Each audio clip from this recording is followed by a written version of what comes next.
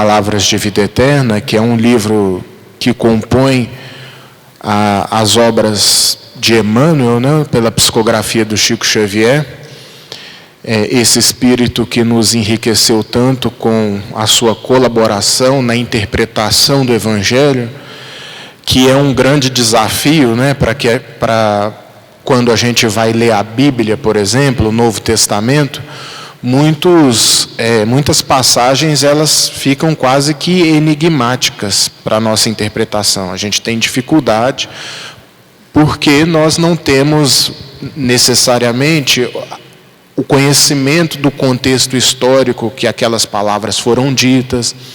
Muitas vezes nos falta o conhecimento do próprio idioma, o hebraico no caso, em que o Evangelho foi composto, para poder entender melhor determinados termos que foi utilizado. Então você mergulhar na Bíblia, tentando ler, tentando entender, é muito difícil porque a Bíblia está subordinada a essas questões de contexto histórico e de idioma, principalmente daquele idioma que Jesus se expressava, no caso o hebraico. Quando a gente pega alguns livros desses da série de Emmanuel, em que ele comenta todos os versículos do Novo Testamento, esses livros nos ajudam muito a entender o que Jesus quis dizer com cada passagem, o que Jesus quis dizer com cada afirmativa que ele se dirigia aos apóstolos. Então, esse material ele representa um suporte muito grande para aqueles que buscam interpretar o Evangelho de uma maneira segura, né, de uma maneira cristalina. Esse livro, Palavras de Vida Eterna, é um dos livros em que Emmanuel, através da psicografia do Chico Xavier, comenta o Novo Testamento. A gente pode aí relacionar mais livros, como por exemplo, Ceifa de Luz, Vinha de Luz, Caminho, Verdade e Vida, Pão Nosso, Fonte Viva, o Livro da Esperança, o Palavras de Vida Eterna. Então tem vários livros que Emmanuel consegue, nesses livros, o prodígio de comentar todos os versículos do Novo Testamento. Então está tudo comentadinho por Emmanuel através desses livros que ele deixou para nós de material, de suporte, para poder entender o Evangelho. Esse entendimento do Evangelho facilitado pelo Espírito Emmanuel, que joga luz aos textos bíblicos, esses livros são um verdadeiro tratado de saúde mental. Porque como o ensinamento de Jesus, à sua época, foi um ensinamento caracterizado por um fator de atemporalidade, ou seja, que não está submetido ao fator de se degenerar com o passar do tempo, esse conhecimento que Jesus nos trouxe, ele se atualiza com o passar do tempo. Porque Jesus realmente ele nos deixou palavras para todas as épocas da humanidade. Ele partia de análises do contexto histórico, se utilizando de exemplos da vida comum daquela época, mas ele preenchia essas parábolas da qual ele se utilizava com ensinamentos de vida eterna, com ensinamentos que ia passar, que ia percorrer os séculos, compondo uma atualidade, contendo uma atualidade muito intensa. Então, quando a gente pega determinadas passagens do Evangelho, como a gente vai estudar aqui na noite de hoje, a gente vai ver que fala muito a respeito da vida de cada um de nós, das nossas vivências cotidianas. E esse é o objetivo do Evangelho, nos auxiliar, nos dar um roteiro de vida que nos auxilie na compreensão daquilo que a gente vive no cotidiano, estabelecendo um roteiro de vivências que nos dê suporte a fim de que a gente possa não cair em equívocos muito comuns ainda dentro da nossa condição evolutiva. Então o Evangelho representa esse roteiro, representa esse tratado de saúde mental, que na verdade é um tratado de saúde preventiva, na verdade, preventiva. Porque aquele que busca o Evangelho e interiorizar os seus ensinamentos, ele evita muitos males que podem acontecer caso aquele roteiro não se faça presente na sua vida. Então, o livro Palavras de Vida Eterna, no capítulo 1, que a gente vai começar aqui a estudar todas as segundas-feiras, né, cada segunda-feira com um facilitador diferente, a primeira lição é intitulada Recomecemos. Recomecemos. Primeiro eu vou dar uma ideia geral do que Emmanuel está querendo dizer, e depois eu vou ler o texto que é curtinho. Emmanuel está querendo trazer para nós, nessa mensagem intitulada Recomecemos, a ideia de quão importante é para cada um de nós recomeçar as nossas vidas para melhor, a despeito de tudo aquilo que a gente já vivenciou no passado. Ou seja, independente das experiências que você teve até aqui, Emmanuel está dizendo para nós nessa mensagem que é preciso mudar. Independente de traumas, independente de vivências que a gente já experienciou até então, Emmanuel nos traz uma mensagem de recomeço.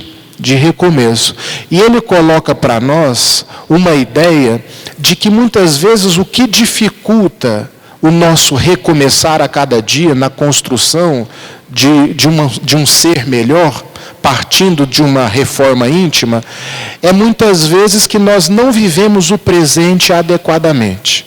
Quando a gente fala em viver o presente adequadamente, é para que a gente possa escapar à ideia de que viver o presente adequadamente é aproveitar a vida de uma maneira cega, aproveitar a vida de uma maneira em que não medimos consequência nesse aproveitamento. Quando ele fala de aproveitar o momento, aproveitar o hoje, ele está falando de nós aproveitarmos a nossa experiência atual, buscando nos desconectar de um passado que muitas vezes condiciona a nossa atitude no hoje, impedindo a nossa renovação. Então é isso que o ponto-chave que Emmanuel tem para dizer para nós aqui nessa mensagem. Porque muitas experiências vividas por nós no passado se refletem no nosso comportamento hoje, e dependendo da intensidade de que essas experiências vividas por nós se apresentam no hoje, revividas por nós mesmos, isso vai ser um grande impeditivo de nós recomeçarmos uma caminhada na construção de um ser humano melhor. Só que não só o passado pode nos dificultar nessa arte de recomeçar. O futuro também pode nos impedir desse recomeço. Porque se nós nos apegarmos muito ao futuro, nós também nos deslocamos do presente. Então, existem esses dois caminhos, esses dois levantamentos que Emmanuel nos faz, que faz com que nós percamos a oportunidade de nos renovar. Porque a oportunidade de nos renovar, ela só pode ser otimizada pelo aquele que está vivendo a atualidade, está vivendo hoje, está vivendo aqui ou agora, sem tanta influência do passado e sem tanta influência do futuro. Isso não significa que nós devemos interromper a nossa relação com aquilo que a gente já viveu, porque não é possível. Não é possível interromper as vivências que a gente já experienciou ao longo do caminho. Mas é possível bloquear as influências negativas que elas nos trazem. A nossa relação com o passado deve ser uma relação de aprendizado, e não de culpa, e não de remorso, e não de saudosismo improdutivo. A nossa relação com o passado deve se restringir a um aprendizado de um momento que passou. E o balanço do que a gente interiorizou com as vivências que nós já vivemos, só nos chega com a maturidade de quem sabe aproveitar o momento de agora. Só é possível com aquele que já sabe vivenciar o hoje.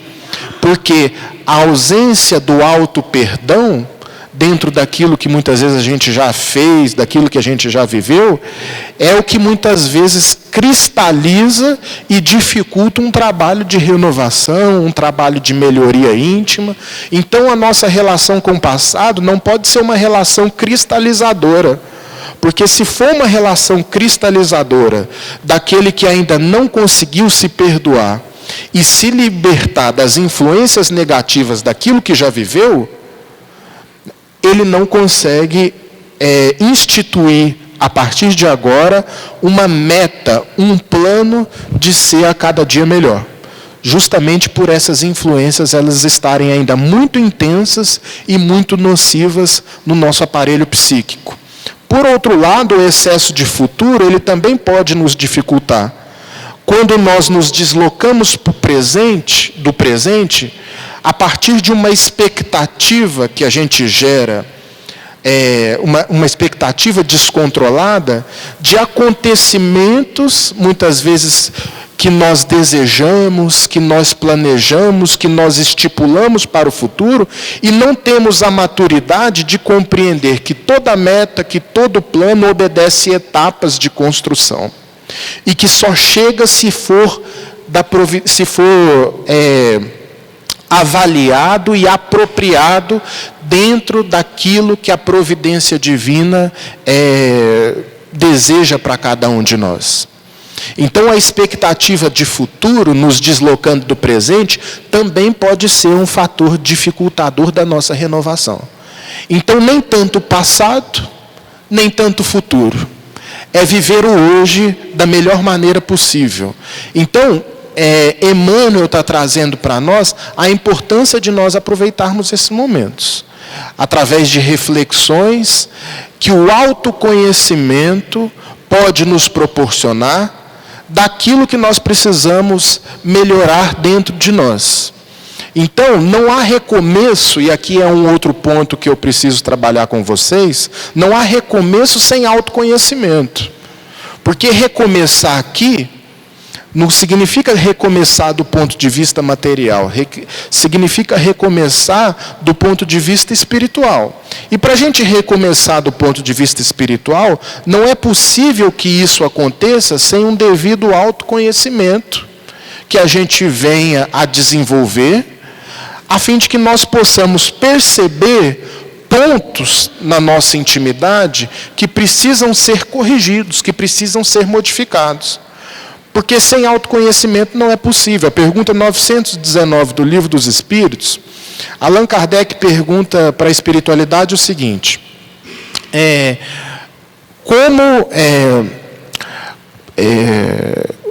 um sábio da antiguidade, Lavolo diz, espera aí que eu vou lembrar, a memória agora falhou. Como atingir a felicidade que seja possível na Terra, resistindo aos arrastamentos do mal? Como que o homem pode atingir a felicidade que seja possível na Terra? Pergunta 919 do Livro dos Espíritos. Resistindo aos arrastamentos do mal. E aí um sábio da antiguidade, Javolo, disse a resposta: conheça-te a ti mesmo. Essa resposta, conheça-te a ti mesmo, que foi Sócrates, na verdade, que estipulou essa máxima, ela tem um grande significado para nós que estamos engajados num trabalho de melhoria interior. Por quê? Porque o autoconhecimento vai ser aquilo que o indivíduo vai poder utilizar como ferramenta, que vai lhe servir como um ponto de partida para ser alguém melhor. Como que acontece o autoconhecimento? E aí é que está. O autoconhecimento, ele pode ocorrer de três maneiras.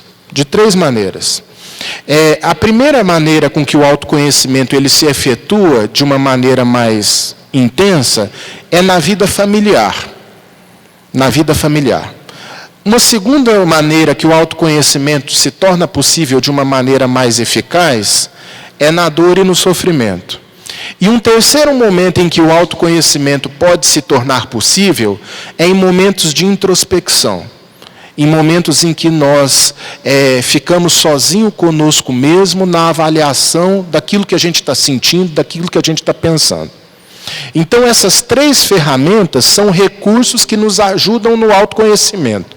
Por que a vida em família te ajuda num processo de autoconhecimento?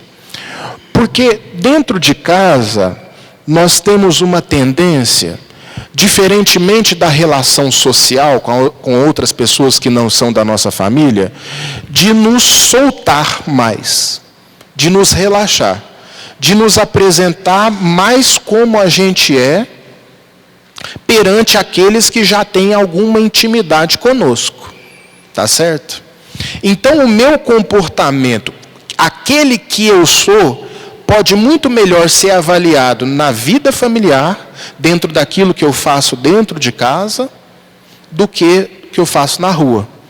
Porque se há um relaxamento, se eu me solto mais com aqueles que eu tenho intimidade, e se eu me travo com aqueles que eu não tenho intimidade, é claro que essa soltura, que esse relaxamento com aqueles que eu tenho intimidade, vai ser um elemento favorável ao processo de eu me conhecer a mim mesmo. Então, isso aí é natural. Na família, a gente percebe muito mais da nossa personalidade, daquilo que a gente realmente é, do que na vida social. Porque na vida social, nós estamos muito preocupados com status, com reputação, nós estamos muito preocupados com o que os outros vão pensar de nós. Todo mundo tem um pouco disso, ou muito disso. Agora, na vida familiar, essa preocupação com o social, ela já não faz muito sentido. Então, dentro de casa, eu vou me soltar mais. As pessoas que estão lá dentro de casa, dentro da nossa casa, vão nos conhecer melhor do que quem está de fora. Então, esse laboratório que se chama família, é um elemento favorecedor do processo de autoconhecimento. Porque aquilo que eu estou colocando para fora ali, entre as 4 paredes do lar, indica muito mais daquilo que eu sou do que o que eu estou colocando para fora na rua, tá certo? Então a família, ela vai ser um elemento de autoconhecimento. E a gente tem que saber aproveitar esses momentos na percepção de determinadas inclinações que não são boas nós, de determinadas tendências que são negativas, a fim de que a gente possa corrigir. Porque o autoconhecimento, ele sempre precisa de um elemento exterior para nos ajudar nesse processo. Então a família vai nos ajudar grandemente nesse processo de nos conhecer, a fim de que a gente possa se renovar. Quer saber então quem a gente é? É só perceber o nosso comportamento com aquelas pessoas que a gente tem intimidade. E que geralmente é a nossa família. Então, como que eu me comporto ali? Isso vai indicar muito da minha personalidade e das minhas necessidades de mudança, das minhas necessidades de reparação. Então, isso ocorre porque a família é constituída por espíritos que nos conhecem de muito tempo, de longa data. Então, toda vez que há intimidade, há uma soltura no sentido de um relaxamento e de uma demonstração de aspectos que nós costumamos esconder. Quer ver um exemplo aqui que eu posso dar? Às vezes, em grupos sociais, como por exemplo um centro espírita, um grupo social, é um centro espírita, né? A gente vai conhecendo um bocado de pessoas aqui dentro da casa espírita. Só que a imagem que a gente constrói dessas pessoas aqui dentro, é uma imagem muito frágil, é uma imagem muito pobre, é uma imagem ainda muito ilusória. É uma imagem muito ilusória. Porque é uma imagem construída de momento, não é uma imagem forjada no tempo, que proporciona intimidade e que proporciona aprofundamento nas relações. Então, tudo aquilo que proporciona aprofundamento nas relações e que gera intimidade, vai ser um fator importante para que a gente possa nos conhecer melhor. Nos conhecer melhor. Eu até costumo dar um exemplo que é o seguinte. Às vezes a gente está num salão como esse e todo mundo tem uma imagem uma imagem que lhe é própria, claro, um do outro, mas uma imagem falsa porque é uma imagem de momento. Se a gente fecha o centro, né, e faz um reality show aqui, vai conviver daqui a 6 meses, vai conviver durante 6 meses em regime de confinamento, por exemplo, muitas imagens vão ser quebradas. Por quê? Porque esse processo de estreitamento de relação é revelador. E a gente tem que aproveitar esses momentos reveladores para identificar pontos em nós que precisam ser melhorados. Não existe recomeço sem a identificação desses pontos que nós vamos percebendo de acordo com as experiências que nós vamos vivendo. Não existe recomeço sem esse tipo de elemento que fomenta esse tipo de situação. O outro fator que eu levantei aqui é o fator do sofrimento, que também é um outro fator de autoconhecimento. Mas não só o sofrimento, a alegria também. A alegria exagerada, a empolgação. Por que o sofrimento revela? Porque dentro de experiências difíceis, nós vamos colocando para fora de nós muitos aspectos da nossa persona que muitas vezes nós não conhecíamos e que, se não fosse aquela experiência difícil para mim mostrar algo em mim que eu não conhecia, eu não conseguiria me perceber numa totalidade maior que eu percebo, entende? Então, assim, existem muitas experiências difíceis na vida que vêm fazer com que praticamente nova pessoa surja a partir daquela experiência. E muitas vezes são experiências difíceis, outras vezes são experiências alegres, que vão fazer com que determinados aspectos de mim mesmo, que eu não conhecia, passem a ser conhecidos por mim, porque eles brotam para a minha percepção.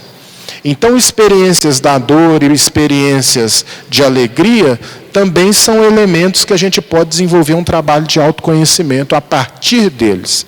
E finalmente, a gente pode considerar os momentos de introspecção como sendo ferramentas importantes para esse processo de autoconhecimento. E eu estou falando de autoconhecimento, repito, porque não existe renovação sem o autoconhecimento. Não existe recomeço sem o autoconhecimento. Esses momentos de introspecção é aquele momento que você vai ficar sozinho com você mesmo, avaliando os seus pensamentos, avaliando os seus sentimentos e estudando aquilo que está surgindo em você mesmo a partir do momento em que você está distante de tudo.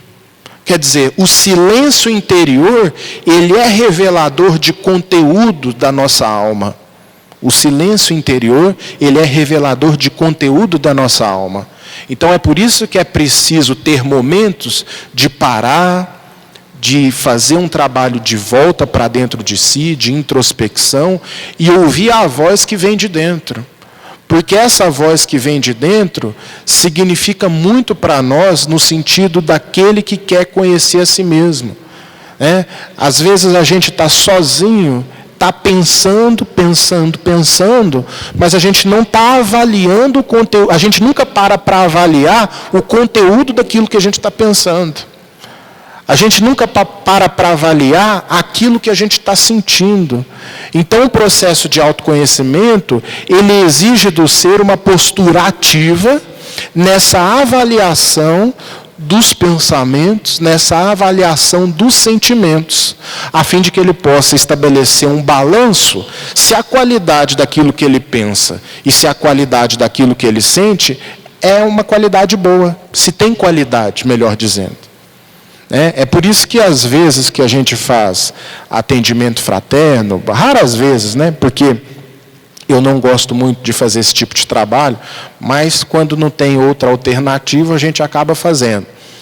E que a pessoa vem falar para a gente de alguns problemas que está atravessando, a primeira pergunta que eu costumo fazer para a pessoa é o seguinte: se você fosse dar uma nota para o seu estado mental, para os seus pensamentos, do momento em que você acorda ao momento em que você vai dormir, que nota você daria para aquilo que você pensa, para aquilo que você sente, para aquilo que você fala? Que nota você daria?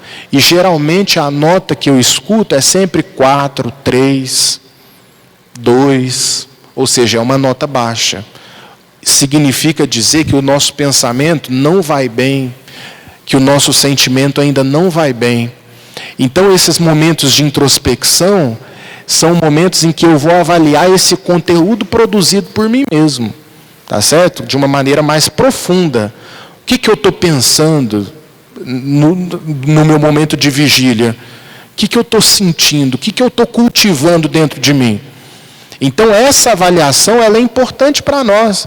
A gente estabelecer que nota que eu dou para mim mesmo no sentido da qualidade ou não qualidade do que eu estou pensando, daquilo que eu estou sentindo. Quando a gente começa a despertar para a importância desse trabalho, a gente pode considerar que nós já estamos dando atenção para a reforma íntima, em profundidade. Porque enquanto isso não fazer sentido para nós, falar em reforma íntima não passa de brincadeira, não passa de distração.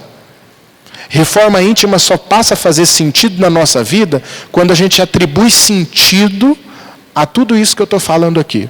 A importância do autoconhecimento e a importância de nos perceber em profundidade.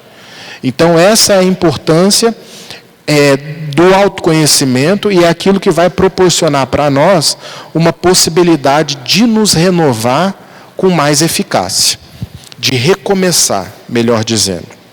Vamos ler aqui a mensagem para a gente poder comentar aquilo que Emmanuel tem para nos dizer. Emmanuel comenta um versículo de Jesus, do Evangelho de Mateus, no capítulo 9, versículo 16, que diz o seguinte: ninguém põe remendo de pano novo em vestido velho. Ninguém põe remendo de pano novo em vestido velho. O que ele está querendo dizer com isso?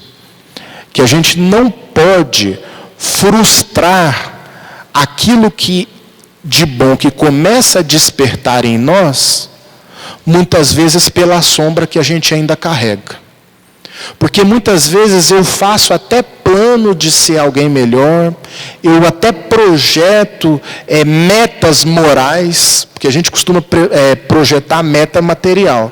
Geralmente, final de ano, que a gente vai fazer a virada do ano, né, dia 31 de dezembro, a gente costuma estabelecer meta material para o ano seguinte, né? A conquista de um afeto, a conquista de algum bem material, o início de algum estudo que a gente possa vir a se qualificar para o desenvolvimento de alguma atividade que a gente esteja pretendendo. Mas poucos de nós lançamos metas morais para o ano seguinte. Poucos de nós. E não deveria nem ser para o ano seguinte, deveria ser para o dia seguinte. Mas a nossa preocupação, como ela se restringe muito ainda ao imediatismo que a pressão material coloca sobre nós, nós nos esquecemos das metas morais. E o que essa lição está querendo dizer para nós é o seguinte, que quando nós lançamos essas metas morais para a nossa vida, nós temos que nos propor verdadeiramente a buscar essas metas, a atingir essas metas. Porque se for na base da brincadeira, se for na base da experimentação, sem a devida seriedade, nós vamos estar colocando remendo de pano novo em vestido velho. É por isso que toda vez que nós falamos de reforma íntima, o indivíduo ele precisa encarar, toda vez que alguém ouve falar de reforma íntima ou fala de reforma íntima, o indivíduo precisa encarar com seriedade, porque senão ele vai colocar remendo de pano novo sobre vestido velho, ou seja, ele vai ficar na superficialidade. Ele vai ficar na superficialidade. E aquele remendo de pano novo, ele vai ser abafado por todo um vestido velho, ou seja, ele não vai ser realçado. Os nossos mínimos avanços, se eles não são avanços sinceros de quem se propõe verdadeiramente a mudar, a se renovar, são avanços que tendem a se deteriorar com o tempo. Se eles não são alimentados, se eles não guardam uma proposta de se modificar por completo. Então, quando a gente fala de metas morais, nós estamos falando de metas que nós devemos encarar com mais afinco ainda do que nós encaramos as metas materiais. O Evangelho de Mateus também, ele traz uma passagem de Jesus que nos diz o seguinte: buscai em primeiro lugar o reino de Deus, a sua justiça, a sua beleza, e as outras coisas vos serão acrescentadas. Ou seja, meta moral deveria ser uma prioridade para nós. Uma prioridade. Porque nós estamos aqui como seres espirituais temporariamente num corpo material. É muito temporário, né? A vida passa muito rápido, né? Uma existência na Terra, ela é uma fração de segundos, se comparada à eternidade. É uma fração muito curta de tempo. Se a gente for olhar para trás, aquilo que a gente já viveu, né? Quem aqui não tem a impressão de que o tempo passa rápido? Acho que todo mundo tem essa impressão. Quando a gente para pensar nisso, todo mundo tem essa impressão. Então, essa impressão ela fica muito mais intensa quando nós desencarnamos e chegamos no mundo espiritual, mais conscientes de tudo aquilo que a gente fez durante a nossa trajetória física. E aí a gente se lembra da nossa experiência material e pensa assim: nossa, passou rápido. E quantas oportunidades eu também não deixei passar com essa vida que passou rápido. Então, oportunidades na vida é uma das coisas que a gente mais deixa passar. É por isso que o grande sentimento que acomete uns espíritos no mundo espiritual, aqueles espíritos recém-desencarnados, o sentimento mais frequente é o sentimento de culpa pelo tempo que perdeu. Esse é o principal sentimento do recém-desencarnado. Se você me perguntar assim, Ives, qual que é o sentimento mais imediato daquele recém-desencarnado? Daquele que acabou de falecer, chegou no mundo espiritual e começou a refletir sobre a sua vida. Eu diria, a culpa pelo tempo que perdeu. O tempo que perdeu, não no sentido das construções materiais que ele não fez, mas das construções morais que ele deixou de fazer. Então, essas metas morais que Emmanuel está querendo dizer, que Jesus está querendo dizer aqui, devem ser metas morais encaradas com seriedade. Da mesma forma que eu estou planejando comprar um apartamento, eu preciso estar planejando como que eu vou perdoar aquele indivíduo que eu ainda não consegui perdoar. E que eu ainda cultivo mágoa, que é um sentimento que prejudica só a mim. Só a mim. Como que eu vou me livrar disso? Então, deve ser metas que a gente precisa estabelecer para nós. As metas materiais, elas são importantes sim, porque a gente vive num mundo material. Mas as metas morais, espirituais, elas não podem ser desprezadas por nós. Elas devem ganhar cada vez mais uma centralidade nas nossas vidas. Então, por exemplo, se o meu problema é a falta de perdão, eu devo começar a estudar como que eu vou conseguir, porque nem sempre é difícil, nem sempre é fácil, como que eu vou conseguir perdoar para me livrar de uma mágoa que eu cultivo dentro de mim. Então, esse é um exemplo de uma meta moral que a gente pode estabelecer para a nossa vida. Mesmo porque a ausência de perdão perante aquelas pessoas que nós cultivamos grande antipatia, é muitas vezes o que vai compor a minha família numa próxima reencarnação. Porque a família nada mais é do que um agrupamento de espíritos que precisam se reajustar. Então, olha para quem você tem antipatia, e uma antipatia que você não consegue se curar dela, e pensa nisso. Que aquele indivíduo pode vir, através dos laços consanguíneos, dentro do mesmo teto, para você modificar os sentimentos que você não conseguiu modificar. Planejamento reencarnatório é isso, gente. Vocês já ouviram falar aqui no Centro de Planejamento Reencarnatório. Acho que quem frequenta... Quem está vindo à casa pela primeira vez? Levanta a mão. Primeira vez? A maioria aqui já veio aqui outras vezes e já ouviu falar de planejamento reencarnatório. Sabe como é que acontece planejamento reencarnatório? Planejamento reencarnatório não é assim, ó, morri, cheguei lá no mundo espiritual, aí vem um anjinho daqui, vem um anjinho daqui. Ô Ives, vamos estudar a sua família aqui, como é que você vai reencarnar, qual profissão você vai ter, o que você vai desempenhar, isso aí é a última etapa. Planejamento reencarnatório, ele começa a ser construído hoje. Porque se eu só vou colher no futuro aquilo que eu estou plantando hoje, é claro que o meu planejamento reencarnatório, ele depende de mim, primeiramente. Não dos benfeitores espirituais. Os benfeitores espirituais, eles só vêm naquela última etapa, nos orientando, né, como é que vai ser, devido à nossa imaturidade espiritual.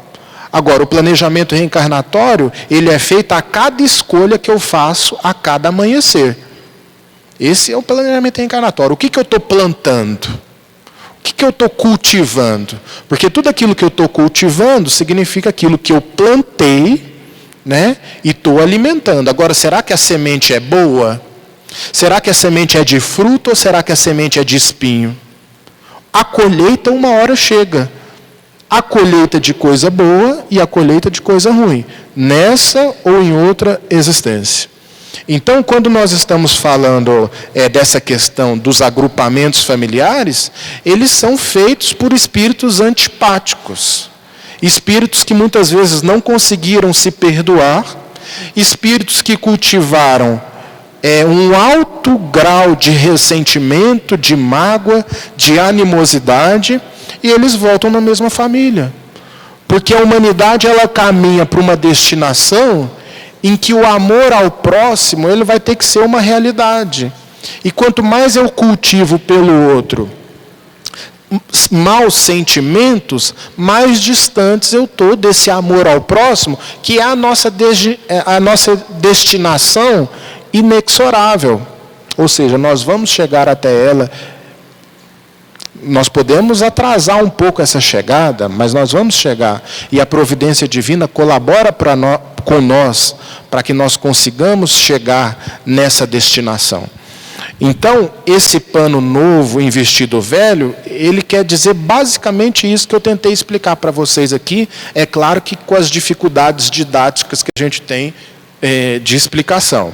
Agora vamos aqui para as palavras de Emmanuel, explicando, para a gente poder, estamos caminhando para os minutos finais, para a gente poder compreender o versículo de Jesus dentro da ótica do Espírito Emmanuel.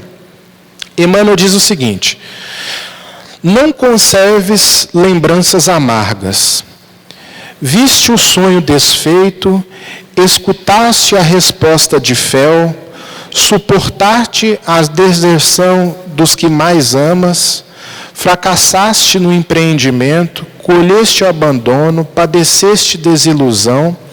Entretanto, recomeçar é bênção na lei de Deus.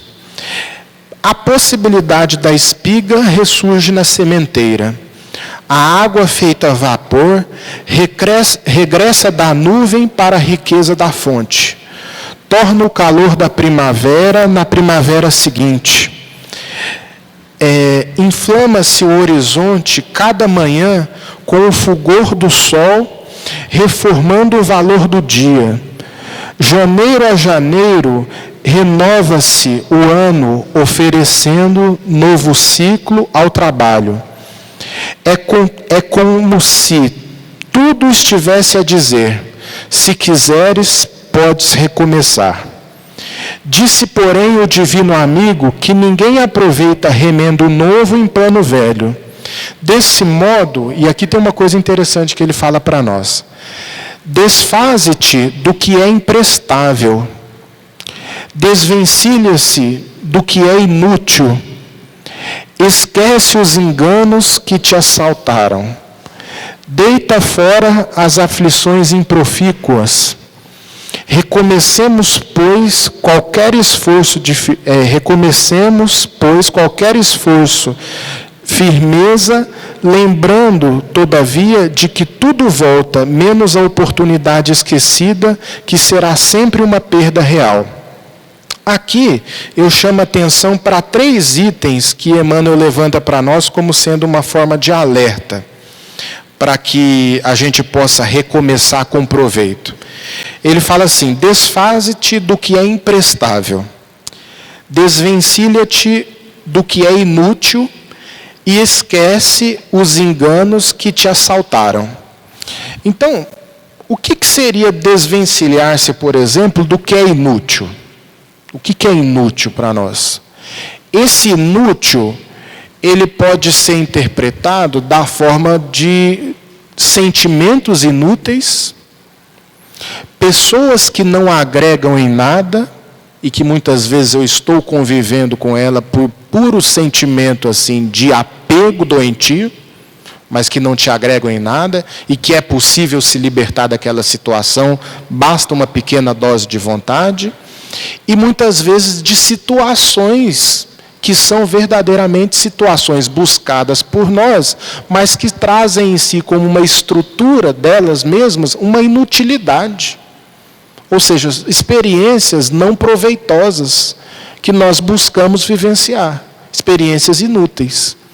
Então é interessante a gente pensar nisso, porque desvencilhar do que é inútil é se desvencilhar de emoções inúteis, de pessoas que não te agregam em nada e de situações e de experiências vividas por você. Né? Às vezes a pessoa fica convivendo com uma pessoa e sofrendo com aquela convivência. Sofrendo.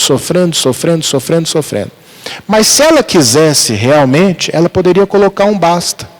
Ela poderia colocar um fim, não no sentido de se afastar do outro sem o perdão, cultivando mágoa, mas interromper um ciclo de agravamento de comprometimentos espirituais que invariavelmente o tempo daquela convivência levará. Tá certo?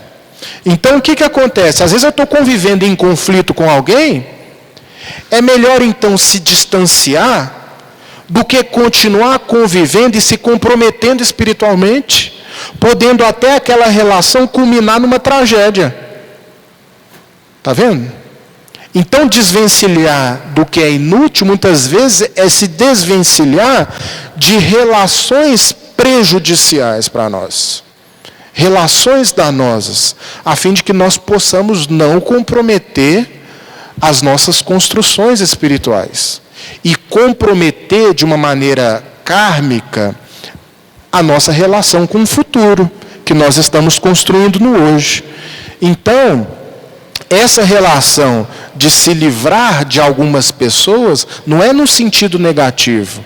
O Evangelho segundo o Espiritismo, quando ele vem falar do divórcio, por exemplo.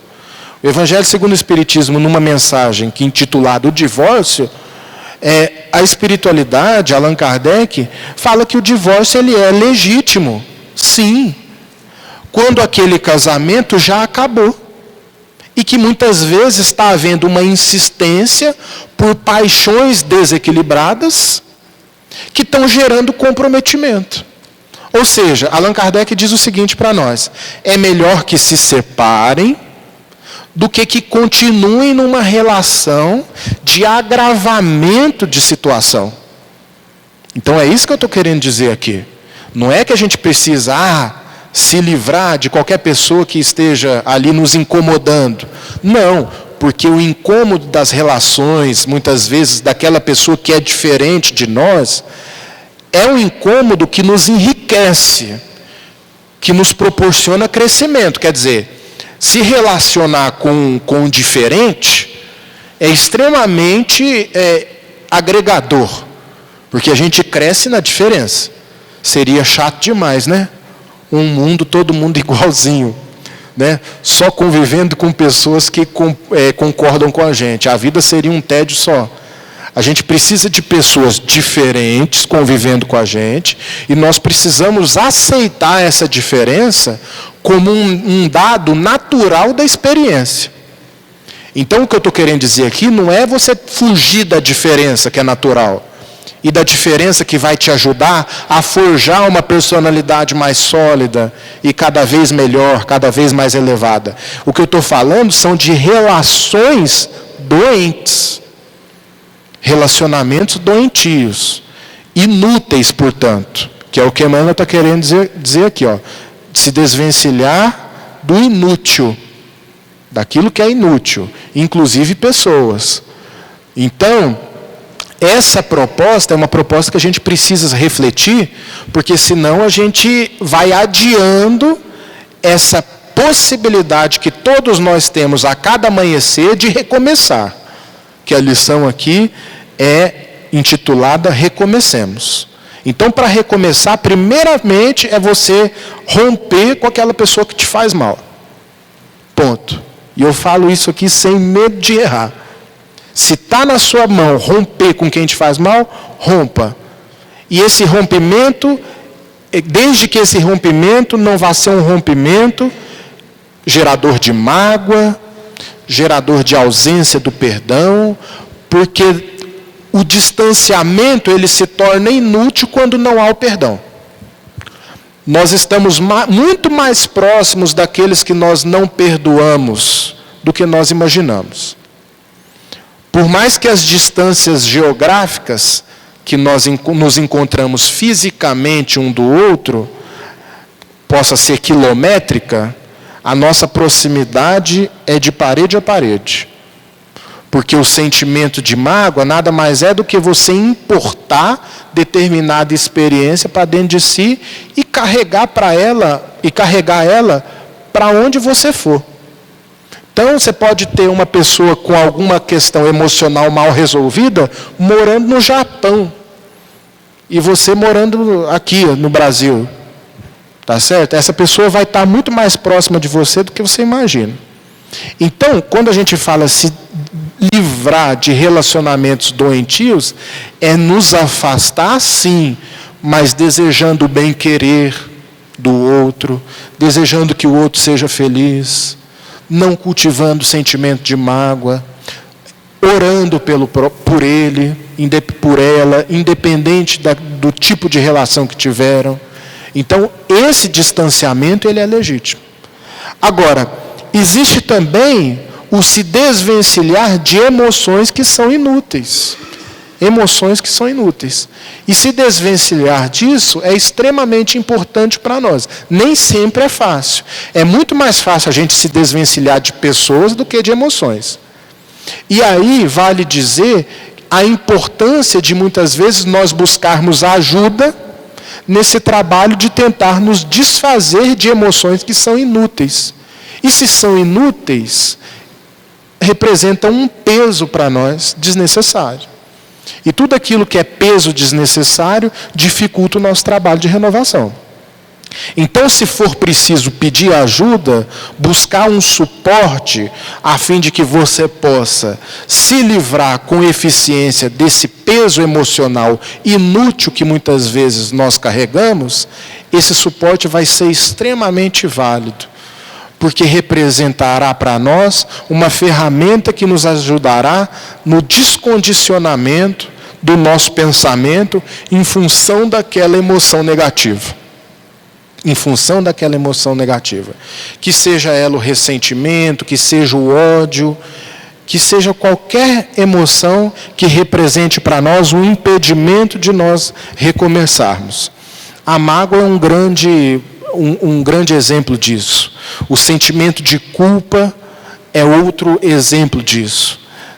A mágoa, por exemplo, ela é uma coisa tão danosa para nós, que até mesmo um escritor, William Shakespeare, um escritor inglês, ele dizia o seguinte numa dos seus livros. Ele fala o seguinte, que mágoa é um veneno que a gente toma desejando que o outro morra. Então, isso é interessante a gente pensar. Quer dizer, a mágoa é aquilo que você cultiva dentro de você, só prejudica você, e você está desejando com aquilo que o outro, como se o outro que tivesse sido envenenado.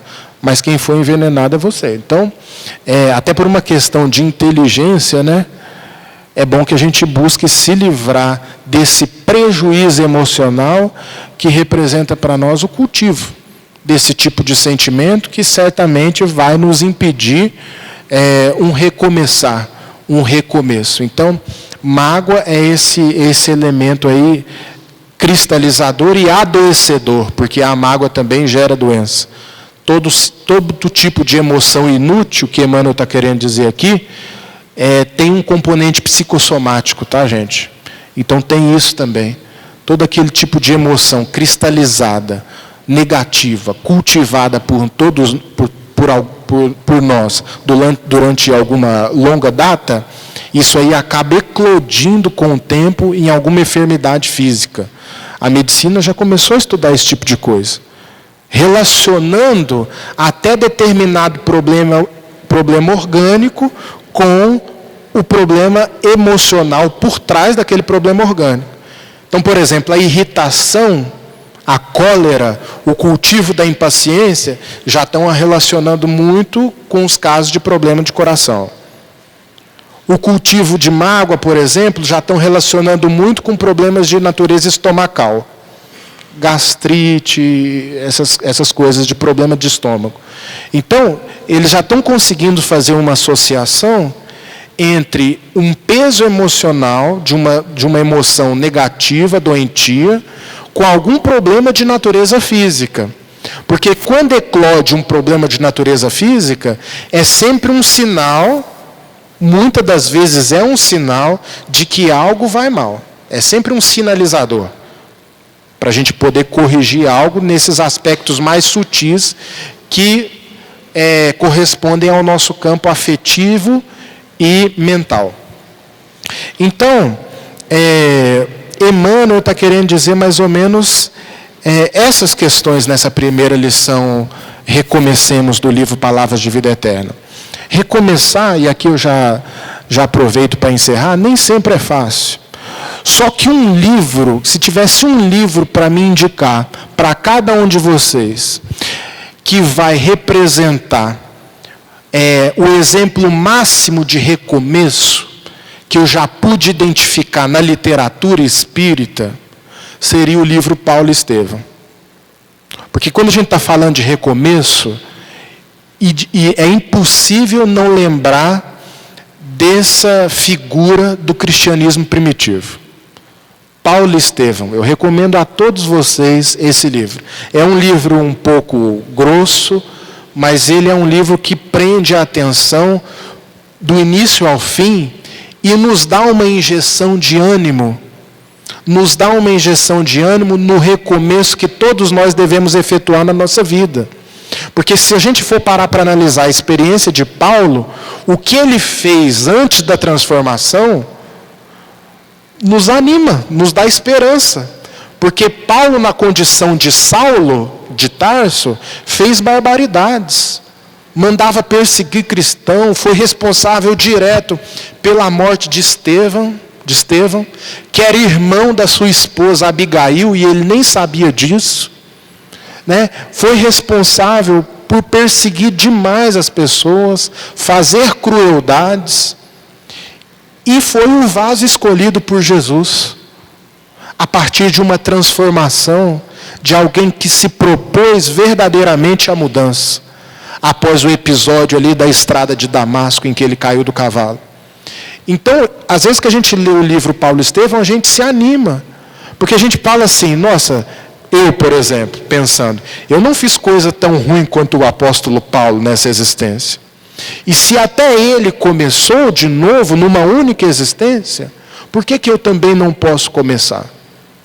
Esquecendo aquilo que eu já fiz e me propondo a ser uma pessoa melhor, sem tanto vínculo com o passado. Então o livro de Paulo Estevam, ele é fantástico para que a gente possa adotar uma reflexão profunda dentro de uma experiência real de alguém que conseguiu a excelência nesse trabalho de recomeçar para Deus e para si mesmo, no sentido da transformação em uma pessoa melhor. Então, eu agradeço a vocês a paciência. Essa foi a primeira lição que a gente estudou do livro Parábolas de Vida Eterna, e a semana que vem nós continuamos com os estudos.